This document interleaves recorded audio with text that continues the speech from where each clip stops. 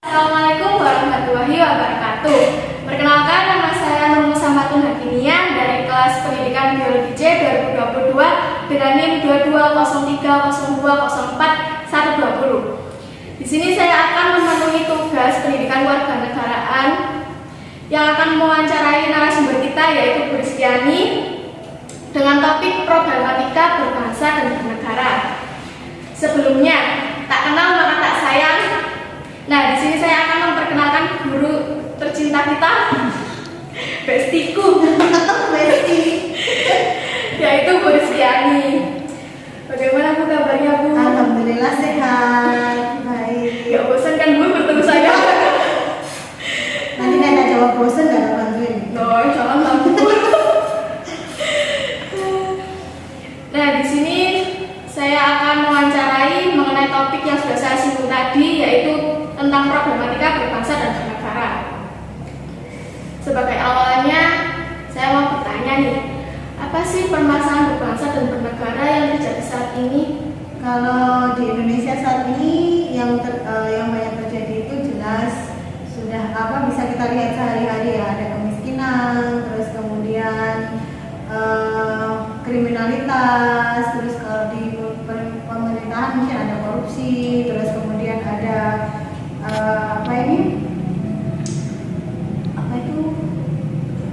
kesenjangan sosial, terus kemudian pengangguran, terus sistem pendidikan yang masih suka sering berganti-ganti, yang nggak konsisten seperti itu beberapa di antaranya.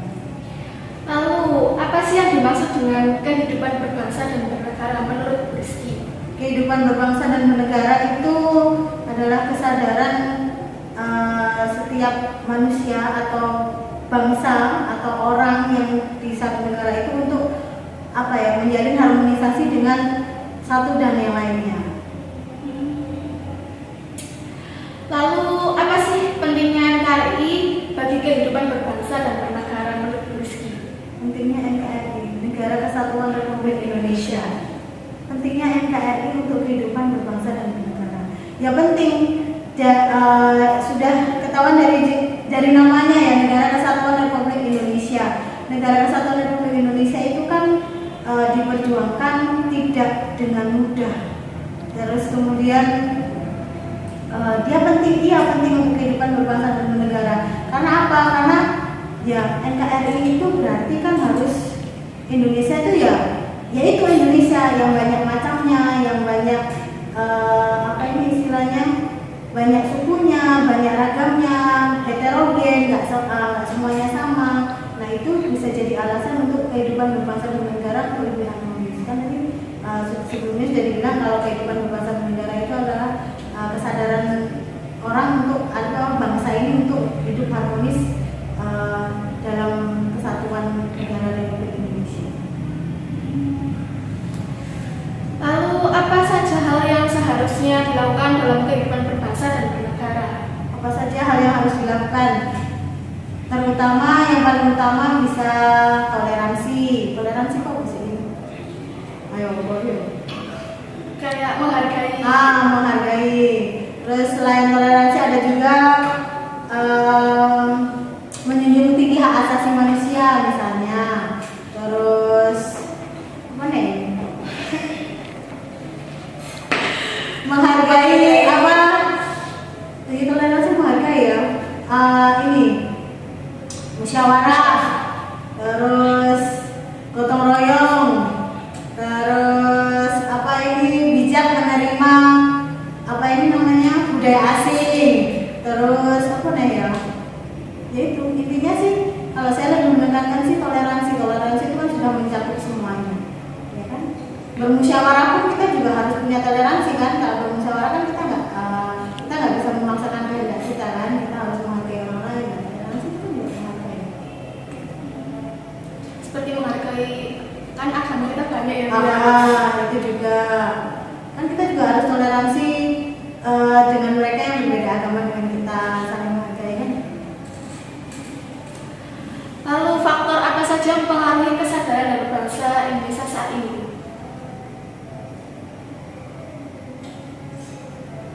Mengeditkan dulu. Faktor yang mempengaruhi kesadaran berbangsa dan bernegara, misalnya faktor pejabatnya amanah atau tidak, terus kemudian pemerataan kesejahteraan, terus apa nih, keadilan, maksudnya adil dalam apa ini, hak dan kewajiban. Kita nggak boleh menuntut hak kita saja, tapi juga kita harus melaksanakan kewajiban. Terus kemudian kepercayaan kepada wakil rakyat, percaya nggak sih masyarakat itu sama wakil rakyat. Terus kemudian tegas atau tidak hukumnya, pelaksanaan hukum negara itu maksudnya. Terus kemudian kesadaran setiap warga negara untuk hidup berbangsa dan bernegara. Nah tadi sudah dibilang kalau di Indonesia itu kan masyarakatnya heterogen, jadi nggak sama ya. Kita harus toleransi, terus kemudian harus apa ini namanya, punya tegang rasa. Nah itu kan datangnya dari kesadaran diri kita sendiri gitu. Kita sadar nggak atau kita mau nggak untuk toleransi seperti itu. Jadi harus ada salah satu faktor kehidupan berbangsa dan bernegara itu adanya kesadaran dari setiap warga negara untuk mau nggak sih kita hidup berbangsa dan bernegara. Lalu pertanyaan selanjutnya itu bagaimana cara meningkatkan kesadaran dan berbangsa bernegara sangat penting bagi generasi muda saat ini. Generasi muda saat ini itu sangat penting disadarkan untuk berkehidupan berbangsa dan bernegara. Contohnya gini aja, kalau dulu sebelum kemerdekaan, cerita ini. Kalau dulu sebelum kemerdekaan yang menyatukan Indonesia, yang menyatukan pemuda Indonesia, yang menyatukan orang-orang Indonesia itu kan rasa nasionalisme. Sedangkan untuk anak-anak muda saat ini itu saya rasa rasa nasionalisme atau yang sederhananya kita bilang sebagai salah satu wujud rasa cinta tanah air itu sangat rendah. Kenapa bisa dikatakan sangat rendah? Contoh saja, kalau misalnya ada sesuatu yang dianggap salah dilakukan oleh pemerintah, kita melakukan kritik besar-besaran. Seperti bukan sekedar kritik ya, bukan kritik, maksudnya gini, apa sih bahasa Indonesia itu? Menghujat pemerintah gitu, menjatuhkan gitu. Padahal sebenarnya kalau kita punya kesadaran untuk berbangsa dan bernegara, nggak perlu kita menghujat pemerintah seperti itu, menyalah-nyalahkan seperti itu. Yang perlu adalah ketika terjadi kesalahan pada pemerintah, kita boleh mengkoreksinya, kita boleh mengkritiknya, tetapi tidak dengan ya itu tadi, tidak dengan bahasa yang menghujat, menjatuhkan. Karena apa? Karena cara kita menyampaikan kritik dengan seperti itu kan merupakan salah satu penilaian atau apa ya, makin memberikan kesan bahwa kita nggak mendukung pemerintah, kita nggak mendukung negara kita sendiri gitu. Nah, dari hal-hal sepele seperti itu sebenarnya bisa ketahuan seberapa besar sih rasa nasionalisme kita terhadap negara kita. Tapi kan kita sebagai warga negara kan punya hak buat apa ya, Bu? Kayak kalau nggak suka kan bilang ke pemerintah, tapi kadang tuh pemerintah tuh suka kayak tutup kuping gitu sama apa ya, sama kayak apa masukan. Iya, selalu gitu. Kenapa, Bu? Sebetulnya mungkin bukan tutup kuping, tapi begini, ketika kita menuntut hak kita sudah sadar belum? Kita sudah memenuhi kewajiban kita sebagai warga negara belum? Kewajiban kita sebagai warga negara, kalau misalnya kita pelajar atau mahasiswa, setidaknya kita punya kewajiban itu yang paling sederhana adalah menjaga citra bangsa, citra negara dan bangsa kita di mata orang lain kan, misalnya di mata dunia internasional. Nah, sekarang saya tanya, citranya Indonesia di mata internasional, masyarakat, terutama masyarakat Indonesia di mata internasional itu seperti apa? Sebagai netizen yang paling kejam, itu kan dari perilaku kita sendiri kan. Nah, kenapa sih kita harus seperti itu? Itu kan sebenarnya kita sedang menjatuhkan citra negara kita sendiri. Nah, terus kesadaran untuk berbangsa dan negaranya dari mana gitu? Kalau misalnya bersikapnya apatis. Misalnya kan apatis, jadi alah mana sekalian kok nggak diomongin, alah percuma, nah, itu kan soal sikap apatis yang sebenarnya nggak bisa dibiarkan. Itu akan istilahnya apa ya, menggerogoti rasa nasionalisme kita sendiri. Lalu pertanyaan selanjutnya, apa upaya yang dilakukan dalam meningkatkan kesadaran dan berbangsa negara kita? Siapa kamu coba? Karena dalam meningkatkan kesadaran berbangsa dan negara, salah satunya adalah kesadaran bela negara. Bela negara itu apa sih? Bela negara itu kalau saya secara sederhana mengatakan bela negara itu berarti saya sebagai warga negara siap menjadi garda terdepan atau apa ini istilahnya, benteng terdepan untuk membela negara saya. Contoh yang paling sederhana adalah misalnya ketika kita hidup bermasyarakat, se-RT ya. Kita hidup bermasyarakat, kita upaya bela negara kita apa sih? Ada kegiatan siskamling, terus kemudian ada kegiatan penjagaan keamanan, atau misalnya gotong royong menjaga kampung ketika masa atau musim liburan lebaran seperti itu. Kalau dalam lingkup yang lebih besar, misalnya punya cita-cita jadi anggota TNI, terus apa ini? Kalau pelajar yang menghindari tawuran seperti itu, menghindari perselisihan, terutama antar sesama pelajar. Itu upaya bela negara yang paling sederhana sih supaya. Lalu pertanyaan selanjutnya, mengapa dalam kehidupan berbangsa dan bernegara itu harus ada aturan hukum yang berlaku? Lah, nggak ada aturan hukum yang berlaku lah kayak di hutan ini, yang kuat yang menang. Jadi tetap harus ada aturan hukum yang berlaku dan penegakan hukum yang apa tadi yang seperti di awal dibilang tadi, penegakan hukum yang adil seadil-adilnya. Jadi bukan hanya kalau aturan jelas kita sudah percaya ya, aturan itu dibuat sudah sesuai dengan ketentuan, sudah sesuai dengan aturan yang ada. Hukum itu dibuatnya bukan main-main, yang membuat pun bukan orang asal-asalan, tetapi ahli hukum yang memang punya kompeten di bidang tersebut gitu. Jadi ya paling tidak adalah penegakannya yang memang harus ditegakkan secara adil. Hukum saat ini kan masih banyak orang yang apa ya, istilahnya kayak masih ada yang melanggar gitu tuh. Solusinya menurut Brisi itu gimana? Solusinya adalah ya itu tadi, kembali lagi kesadaran untuk contoh sederhananya gini, lampu merah ayo di lampu merah, kadang kan kita ketemu perempatan lampu merah tuh yang jalannya nggak seberapa ramai, tapi lampu merahnya suwi loh, ya nggak sih?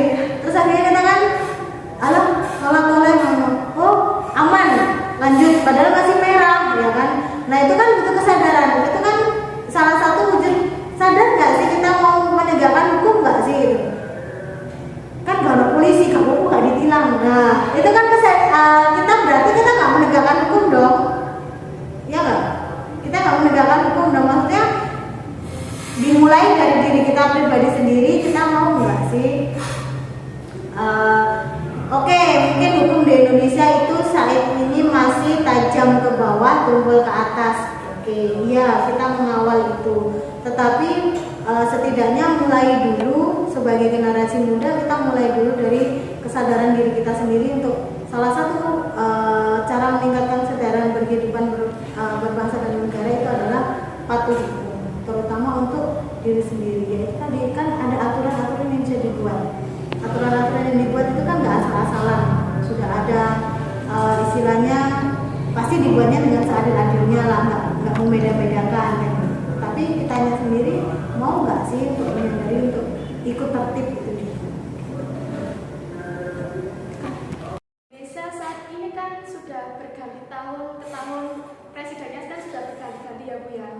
Nah, menurut Bu Rizky, kesadaran berbangsa dan bernegara dari tahun ke tahun itu gimana ya Bu? Secara yang sebenarnya Indonesia dari masa ke masa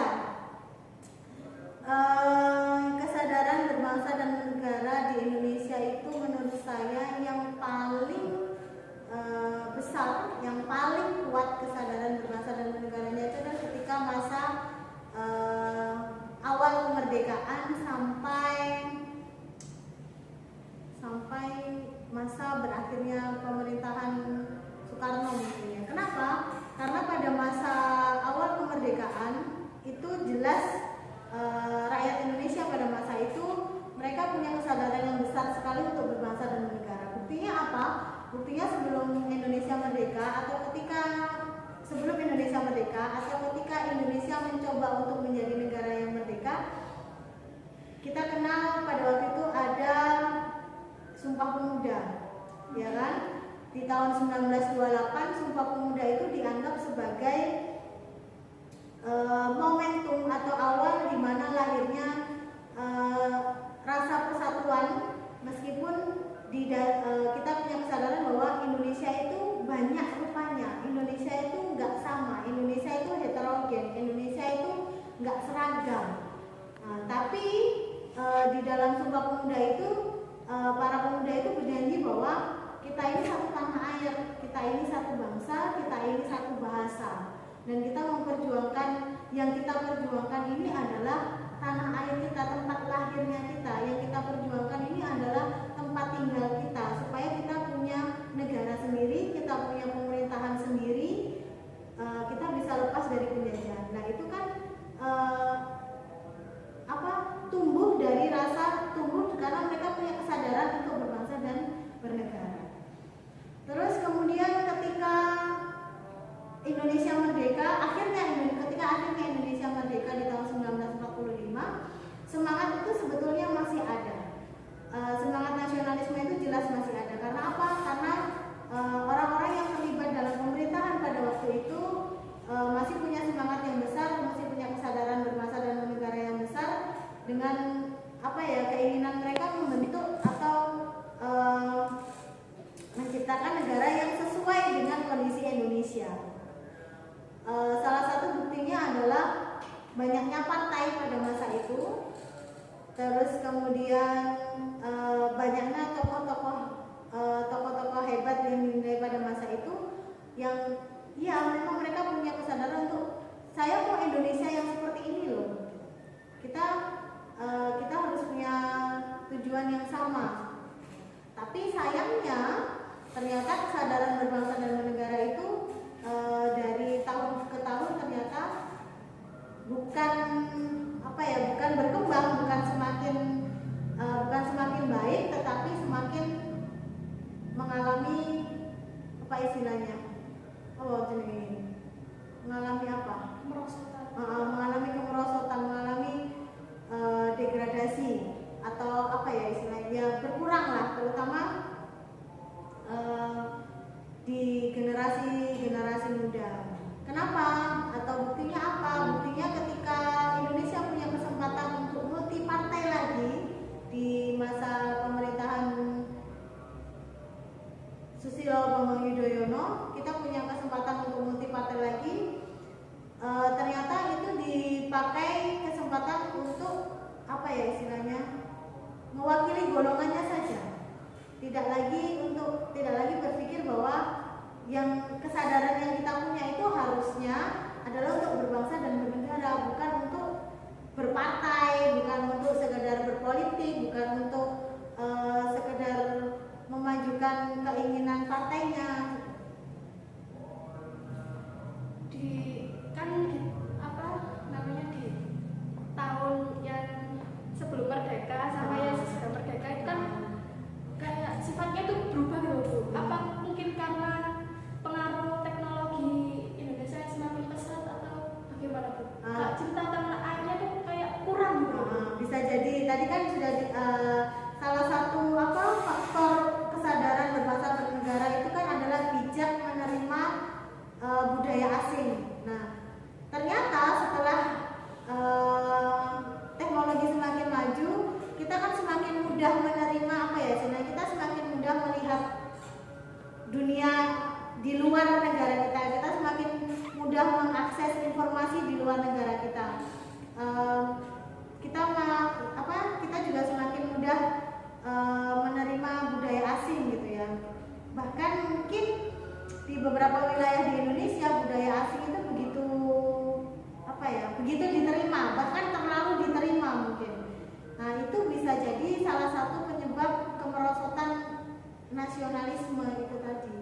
Contoh sederhana saja, akhir-akhir ini kita sering baca di media massa itu rakyat Bali mulai banyak yang merasa risih atau terganggu dengan turis-turis asing yang mulai semena-mena.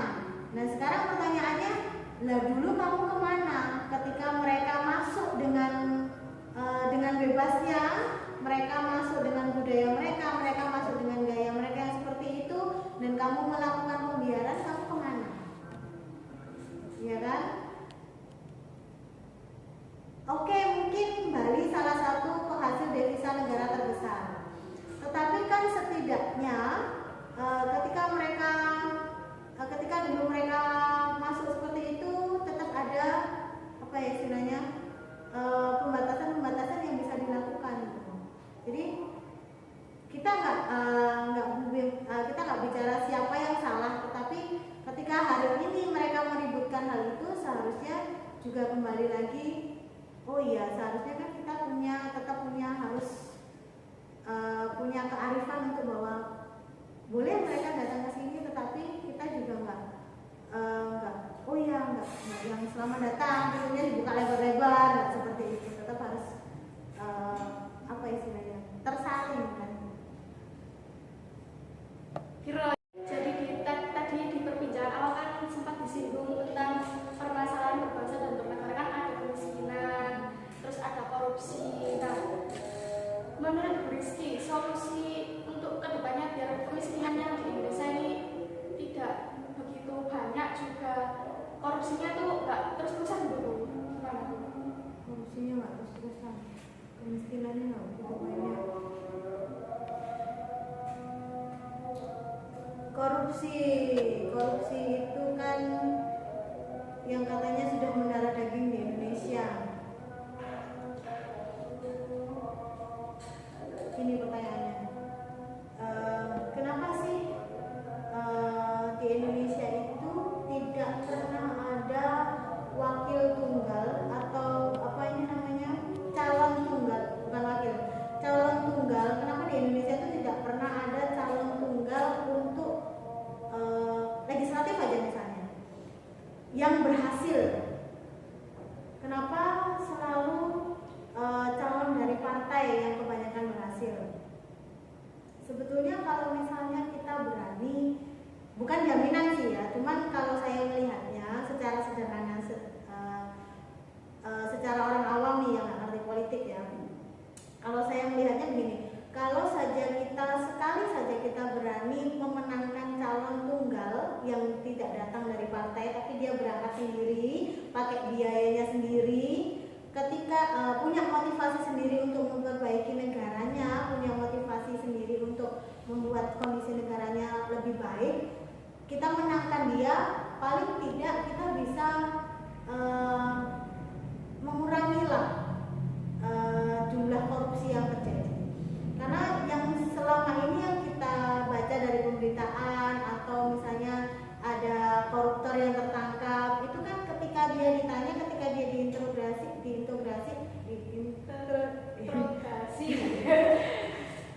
mereka selalu menyampaikannya kan karena begini, saya pakai uangnya tidak sendiri tapi saya bagi dengan ini dengan itu lah, kan begitu. Kalau misalnya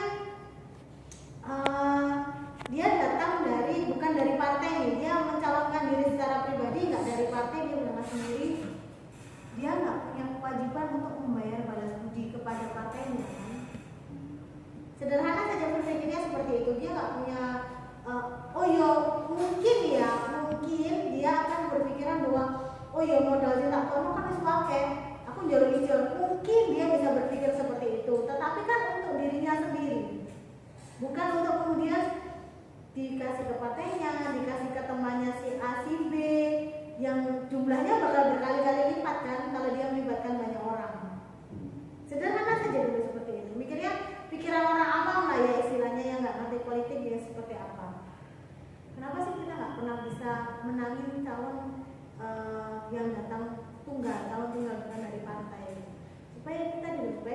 punya kewajiban untuk balas budi.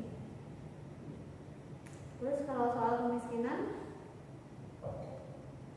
seberapa besar sih pemuda saat ini itu untuk nggak punya mental memiskinkan diri? Memiskinkan diri misalnya ya apa? Contoh aja, ngurus surat apa ini keterangan miskin, tetapi ternyata ada 3 sepeda motor di rumah dengan alasan A, B, C, D. Contoh lagi, setiap tahun buruh itu minta kenaikan gaji. Tetapi ketika kita datang ke rumahnya, ke kontrakannya atau ke kosannya, halo TV ini pulau gede lebih dari 40 inch, buat apa? Sepeda motor laki yang harganya sekian puluh juta, bahkan ada yang harganya sampai ratusan juta, buat apa? Kamu minta naik gaji setiap bulan, setiap tahun, tapi cuma untuk gitu tak loh, gitu. Kamu maksudnya gini, apa itu toleransi?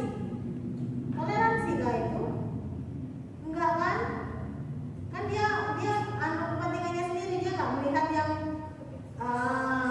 kenapa dia nggak berusaha untuk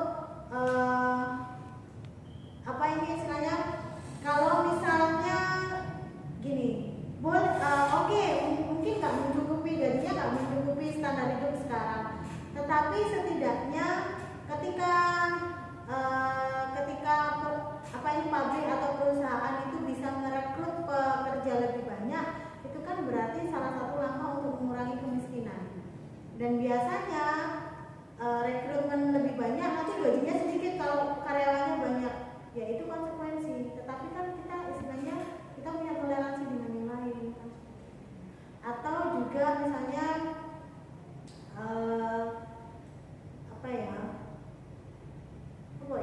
melekin.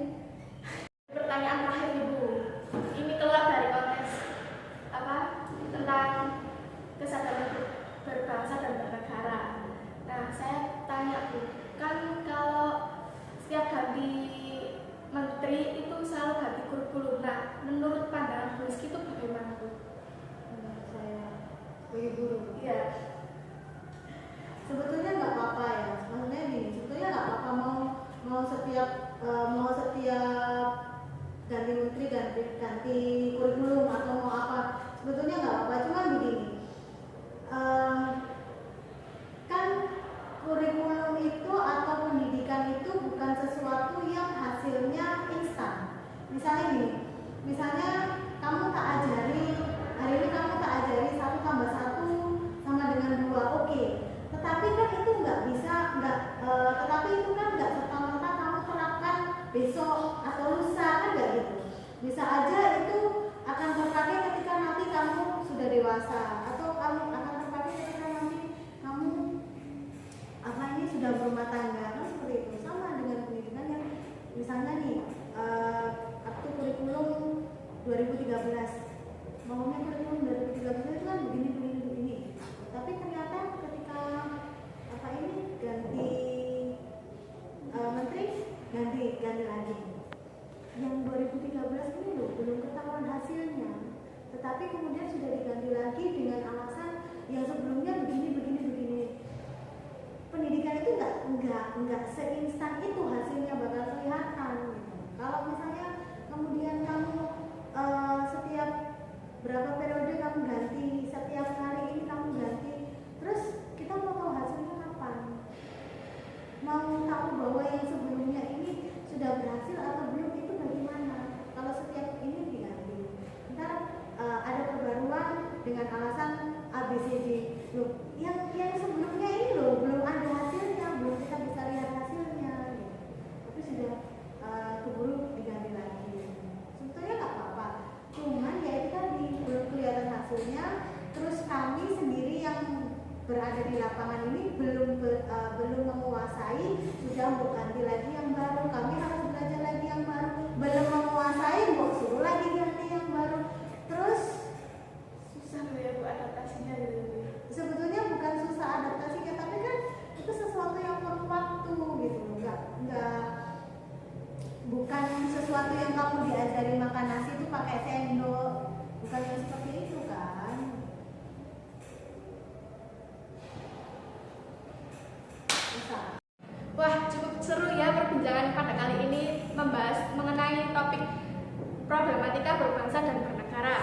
dengan narasumber hebat kita, Bu Rizkyani. Tak terasa waktu berjalan begitu cepat. Kurang lebih tadi kita sudah berbincang selama 30 menit.